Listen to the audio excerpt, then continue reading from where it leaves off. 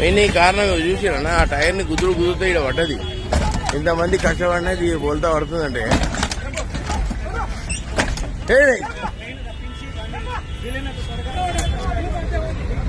Main ఈ కారణం చూసినా ఆ టైర్ ని గుద్దుతో ఇక్కడ పడ్డది.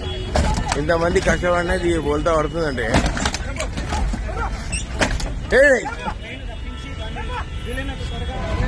ఇప్పుడు వస్తుందన్నా మన క్రెయిన్.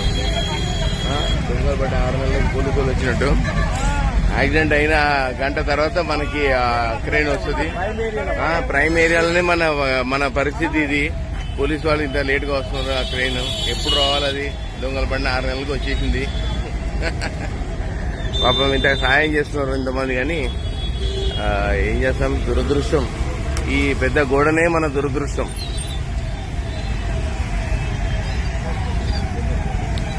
ఈ గోడ తీస్తే ఈ యొక్క యాక్సిడెంట్ తగ్గుతాయి. ఇవి కడగరు పెట్టరు వీటిని. ఆ నల్ల పెట్టినవన్నీ ఎప్పటికప్పుడు ఫ్రెష్ గా ఉంటాయి.